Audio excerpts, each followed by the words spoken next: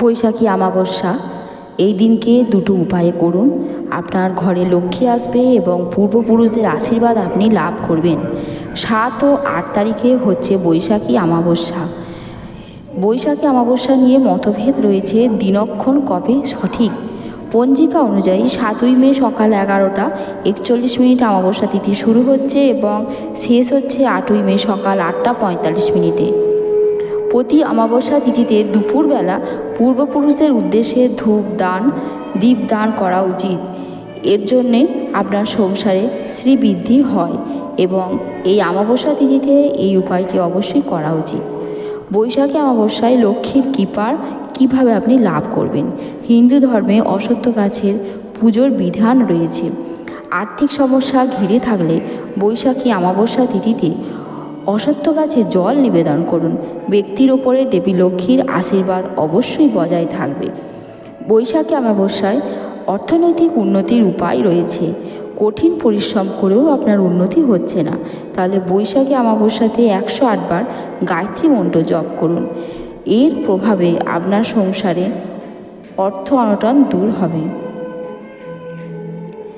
7ই মে দিনের বেলায় দুপুরবেলায় বৈশাখী অমাবস্যা তিথি থাকাকালীন পূর্বপুরুষদের উদ্দেশ্যে কিছু উপায় করুন, যে উপায়টি করলে আপনার প্রতি পূর্বপুরুষরা সন্তুষ্ট হবে এবং তাদের আশীর্বাদ পাবেন।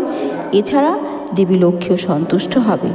অমাবস্যা তিথিতে পরিবারের প্রতিটি সদস্যর মাথা পিছু 1 টাকার একটি কয়েন নেবেন এবং সেগুলো মন্দিরে দান করবেন। বৈশাখী অমাবস্যা তিথিতে সকাল ও সন্ধেবেলায় পুজোর সময় কর্পূর জ্বালান। এইটি করলে আপনার পিতৃদোষ দূর হবে। এই অমাবস্যা তিথিতে অসহায়দের অন্ন, নুন এবং গুড়, ছাতা এবং সাদা পোশাক দান করুন। এ করলে দেবী লক্ষ্মীর আশীর্বাদ পাবেন, পূর্বপুরুষদের আশীর্বাদ পাবেন। পূর্বপুরুষদের উদ্দেশ্যে ধূপ দান করুন, দীপ দান করুন। এদিন ঘুঁটে জ্বালিয়ে তার ধোঁয়া করুন এবং তাতে গুড় ও ঘি দিয়ে নিবেদন করুন। এই সময় আপনার বাড়িতে পূর্বপুরুষদের স্মরণ করবেন। পূর্বপুরুষদের উদ্দেশ্যে 2টি মন্ত্র জপ করুন, যে মন্ত্রটি জপ করলে আপনার সংসারে বিশাল উন্নতি হবে। এছাড়া বৈশাখী অমাবস্যায় এই শুভ কাজটি অবশ্যই করুন। বৈশাখী অমাবস্যায় বজরংবলীর সামনে প্রদীপ জ্বালান, সুন্দরকাণ্ড বা হনুমান চালিসা পাঠ করুন এবং বজরংবলীর মন্দিরে গিয়ে ধূপকাঠি, ঘি, তেল, কর্পূর, মোমবাতি, ফুল, মিষ্টি, কুমকুম, আবির এবং ঈশ্বরের জন্য বস্ত্র দান করুন।